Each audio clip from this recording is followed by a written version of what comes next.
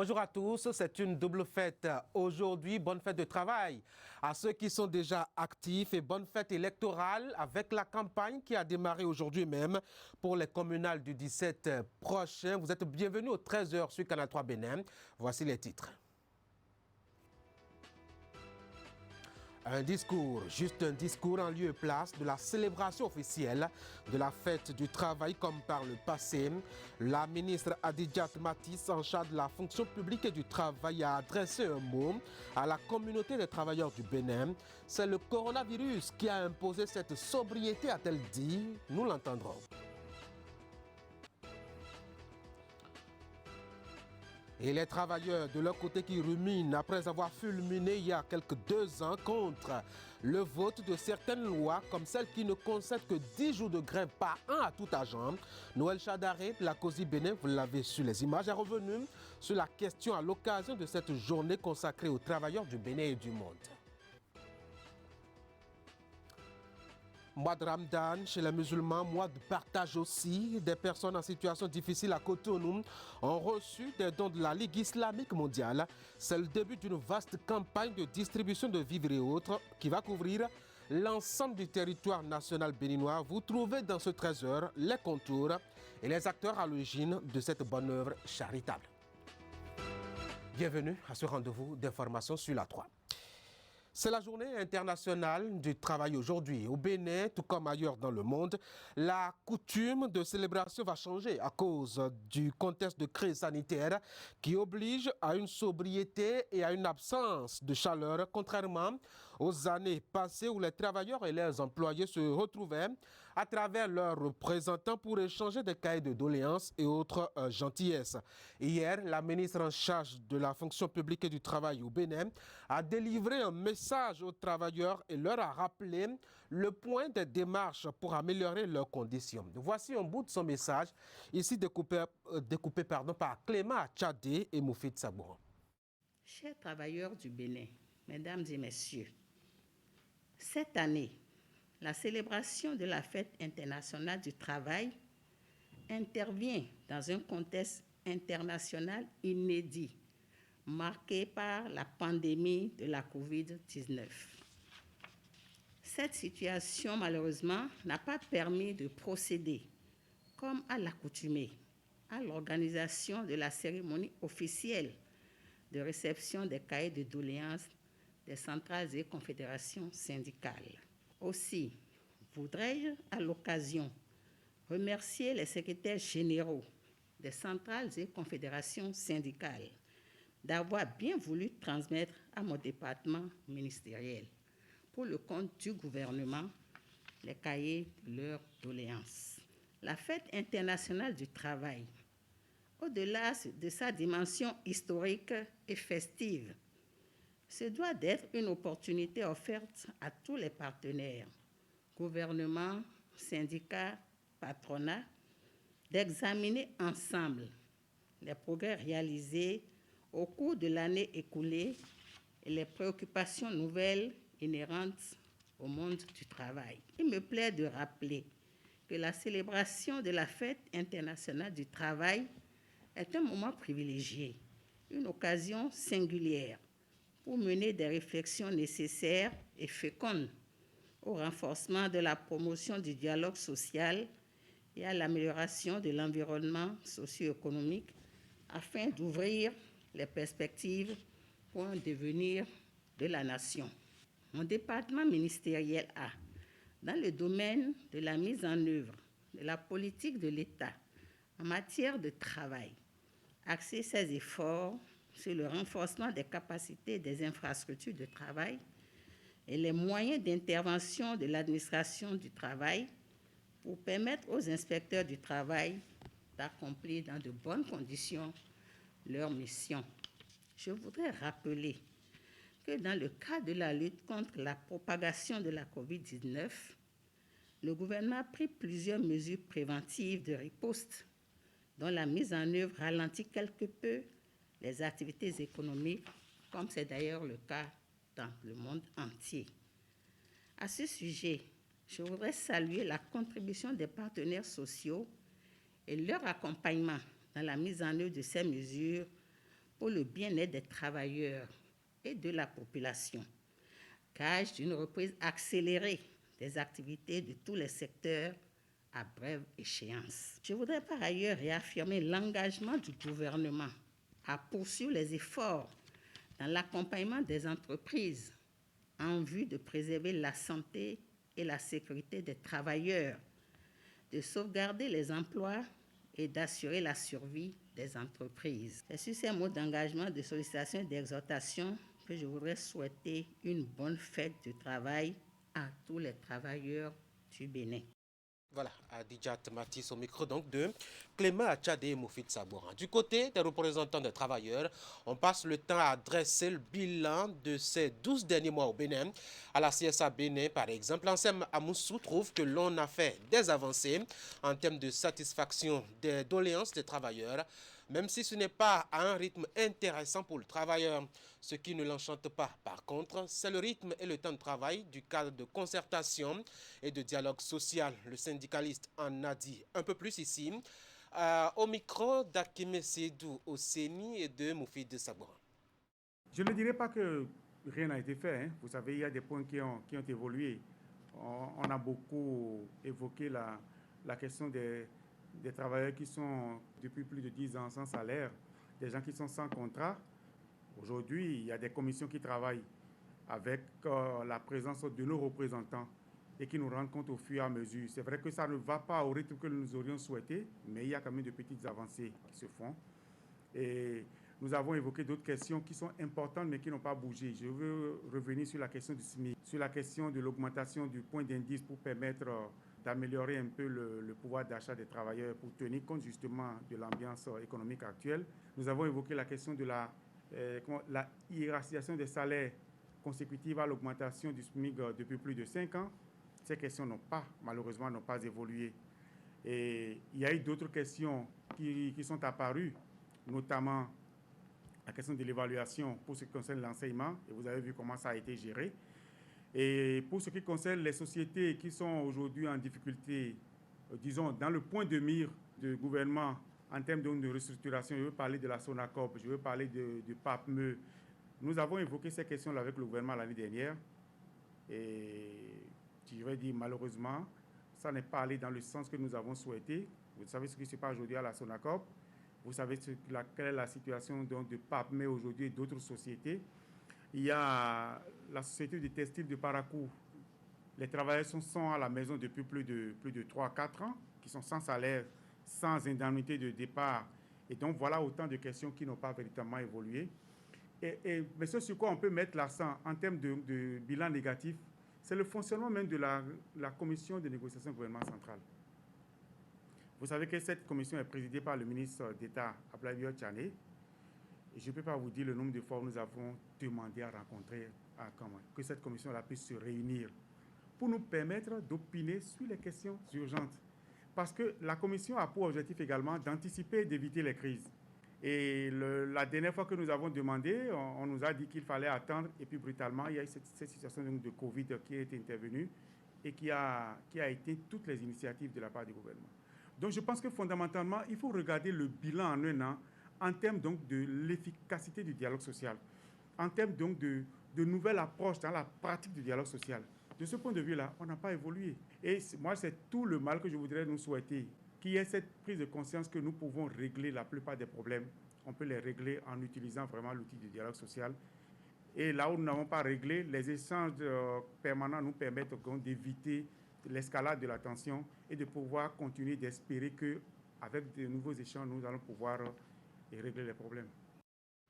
Au-delà du dialogue, du cadre de discussion qui ne tourne pas à régime soutenu, les travailleurs se plaignent des nouvelles conditions qui leur sont faites, liées notamment à leur liberté syndicale. Depuis pratiquement 2 ans maintenant, ils gardent une solide dent contre une série de lois votées et qui ne sont pas du tout de leur goût. Il y a particulièrement celles qui ne leur concèdent que 10 jours de grève sur une année, les emmurant dans une impuissance syndicale inédite. C'est Noël Chadaré de la COSI Bénin qui a confié son amertume à cet effet à Akime Sédou Oseni et Moufid Sabouran. Nous avons demandé au chef de l'État qu'on évalue toutes ces lois qui ont été votées, parce que c'est des lois que nous n'apprécions pas. Et cela va sans dire. Des lois qui, n'est-ce pas, verrouillent un peu les libertés syndicales, nous réduisent complètement la marge de manœuvre des travailleurs, des organisations syndicales. C'est des lois qu'on doit pouvoir relire.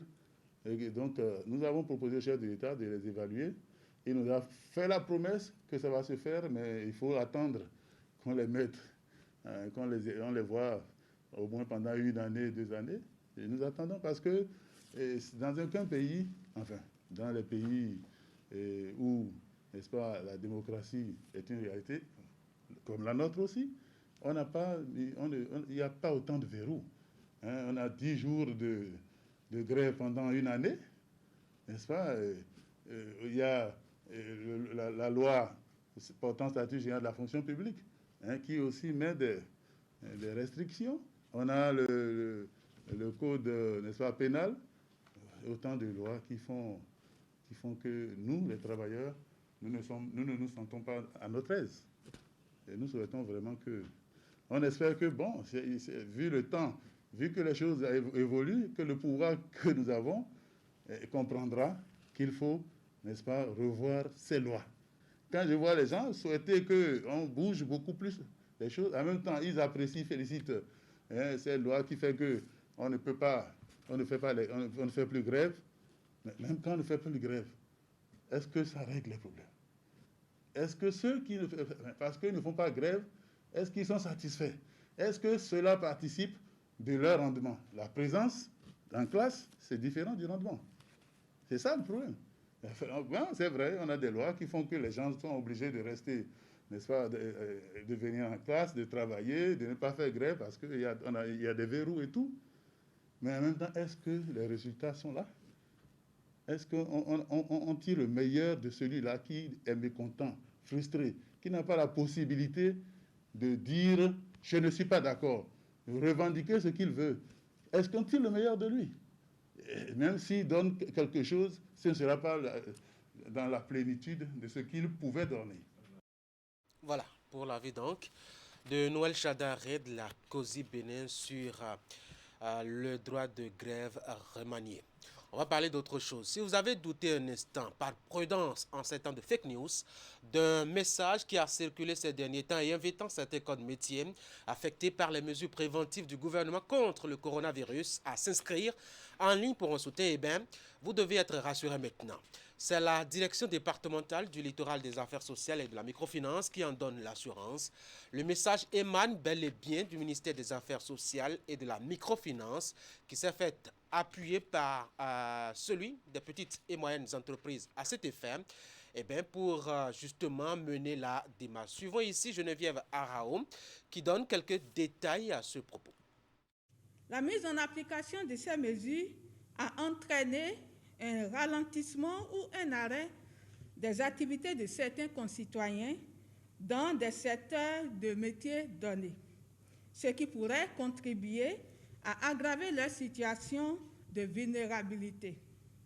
Il est important de pouvoir apprécier les effets de ces mesures sur nos concitoyens exerçant certains métiers avant de passer aux étapes suivantes.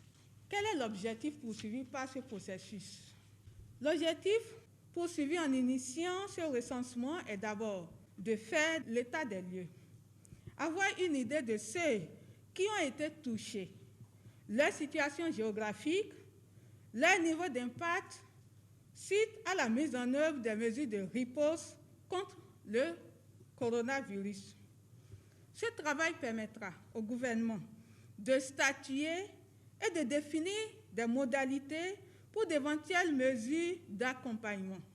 Je voudrais donc préciser que la mission actuelle du ministère des Affaires sociales et de la microfinance est d'identifier les personnes impactées. Quelles sont les cibles visées? Cette mesure sociale est orientée vers les corps de métier ci-après.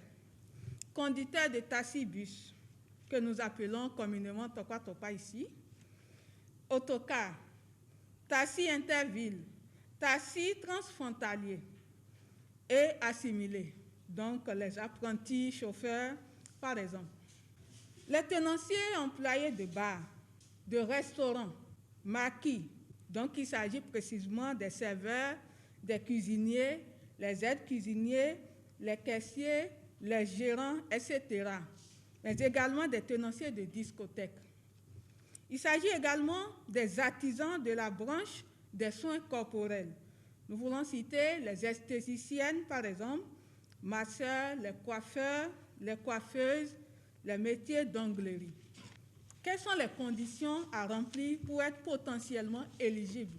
Les personnes concernées par ce recensement doivent remplir les conditions ci-après. Être de nationalité béninoise et résider au Bénin. Être âgé d'au moins 18 ans. Avoir un document d'identité, c'est-à-dire par exemple récépissé RAVIP, carte nationale d'identité, permis de conduire ou toute autre pièce d'état civil. Présenter un document justifiant le secteur d'activité ou la perte d'emploi intervenue à partir du mois de mars de l'année 2020. S'inscrire sur la plateforme. Avoir un numéro de téléphone fonctionnel. Avoir sa carte professionnelle ou un document justificatif d'activité. Il peut s'agir par exemple du reçu de paiement de taxes, déclaration de chiffre d'affaires, du numéro IFU, etc. Ces conditions ne font pas automatiquement du requérant un bénéficiaire du programme. Alors, quels sont les moyens d'identification pour le ministère? Pour identifier les cibles concernées par cette opération, une plateforme numérique a été créée. Il est demandé aux concitoyens de s'inscrire en ligne pour permettre le traitement rapide des données et limiter les risques d'erreur ou de manipulation. Ceux qui n'ont pas un téléphone Android peuvent se faire aider par leurs proches. Pour ceux qui n'auront pas les outils nécessaires pour aller sur le site, le formulaire en version papier est disponible au niveau des 85 centres de promotion sociale répartis dans les 117 communes du Bénin et au niveau des 12 directions départementales des affaires sociales et de la microfinance. Les responsables syndicaux et associations des corps de métiers ciblés nous accompagnent à la réussite de cette opération. Avant de finir mes propos, je voudrais rappeler ceci. Avant de se connecter sur le site, pour démarrer le processus d'enregistrement, il faut avoir sur soi le photographié ou scanner d'un document d'identité, c'est-à-dire le récépissé RAVIP, carte nationale d'identité, permis de conduire ou toute autre pièce d'état civil, et une photo de la pièce professionnelle ou reçu de paiement de la dernière tâche professionnelle, car il vous sera demandé de le joindre à la plateforme. Mais voilà. Ouvrons maintenant le chapitre de la charité de ce 13h et on commence avec le dossier coronavirus qui révèle les bons amis du Bénin, ceux-là qui ont accouru à son chevet après son cri à l'aide pour lui apporter leur soutien. Mercredi, des structures privées et une association béninoise ont ainsi manifesté leur générosité en allant au ministère de la Santé offrir chèques et matériel. Asiengo Kanyasiengo. Les dons continuent d'arriver au ministère de la Santé. Dans la journée du mercredi 29 avril, deux sociétés FIFA de Saint-Luce, CFAO Motors et l'Association de bienfaisance pour le développement humain sont allés remettre au ministère des matériels médicaux. Une mobilisation côté du gouvernement béninois dans la lutte contre la pandémie de Covid-19. FIFA de Saint-Luce met à disposition de façon permanente des packs d'eau minérale FIFA de Saint-Luce au centre de traitement des malades du Covid-19. Il comporte notamment 8 900 doses d'azithromycine, 100 000 doses de paracétamol, 9 000 doses de compléments de renforcement du système immunitaire, ainsi que du matériel et des produits de perfusion. Ce don est composé de gel hydroalcoolique, 7 cartons de 30 flacons et aussi 15 cartons d'alcool et un chèque de 2 millions de francs. Depuis le début de cette crise sanitaire mondiale, le gouvernement béninois ne baisse pas les bras. Des mesures ont été prises pour limiter la propagation de la pandémie. Et ces appuis viennent soulager les efforts du gouvernement. Votre geste vient à point nommé car il contribue à couvrir les divers besoins en matériel et médicaments nécessaires à la gestion de cette crise sanitaire qui défie notre système de santé. Dans cette lutte contre la COVID-19, aucune contribution n'est de trop. Nous avons besoin de l'accompagnement de tous pour rompre la chaîne de transmission de la COVID-19. On dénombre au Bénin 64 cas de personnes infectées, dont 33 guéris et un décès. Merci à Simo Kanya. Côté musulman maintenant, une campagne de charité s'est ouverte hier à Cotonou, engagée par la Ligue islamique mondiale. Elle consiste à se porter au chevet des plus démunis pour leur apporter de quoi vivre décemment à un moment. Les premiers bénéficiaires étaient la cible de Cotonou avec celle de l'intérieur du pays que la campagne entend parcourir entièrement. Ali Moumouni et Edé Prévi. Pour le Ramadan, la Ligue islamique mondiale apporte son soutien aux personnes démunies du Bénin. L'acte de générosité est avant tout une recommandation religieuse et en même temps une initiative de solidarité envers les populations, certainement en difficulté en cette période de crise sanitaire mondiale. La Ligue islamique mondiale a fait cette initiative pour accompagner les populations et pour accompagner précisément la population béninoise dans cette crise de la pandémie du Covid-19. Aujourd'hui, c'est le lancement de ce programme ici au siège à Cotonou et le programme va continuer vers le Septembrion à Parakou et aussi à Kandi pour que la population en bénéficie aujourd'hui. Plus de 670 kits alimentaires composés de sacs de riz et de farine, de maïs, de pâtes alimentaires, du sucre ainsi que des bidons d'huile végétale sont à distribuer sur l'étendue du territoire national. À la cérémonie de remise des dons aux bénéficiaires de la commune de Cotonou, l'Union islamique du Bénin s'est fait représenter à travers son président et son secrétaire général. Que les vivres et les kits alimentaires qui viennent d'être remis, que cela fasse que ça aide réellement les pauvres. Ce n'est qu'un geste. Et nous voudrions profiter de cette cérémonie pour lancer un appel à tous les hommes qui sont nantis de bien suivre l'exemple de la Ligue islamique mondiale pour venir en aide aux pauvres, surtout en cette période de difficultés. D'autres invités, notamment le chef du 5e arrondissement de Cotonou et le commissaire de Dantokba, étaient également présents. Faut-il le préciser, la Ligue islamique mondiale est une organisation non gouvernementale basée à la Mecque. Elle est représentée au Bénin par Salifou Aboubakar, directeur du centre Al-Faisal de Misseba. Merci Ali Moumouni. Mesdames et messieurs, c'est la fin de ce 13h. On y aura évoqué justement cette journée internationale du travail consacrée aux travailleurs avec les messages notamment de la ministre de la fonction publique et du travail, Adidat Matisse. Vous avez eu aussi le mot d'Anselma Moussou de la CSA Bénin au sujet du fonctionnement du cadre de dialogue social au Bénin. Ça ne marche pas beaucoup à son avis. Et puis le mot aussi de Noël Chadaré de la COSI Bénin.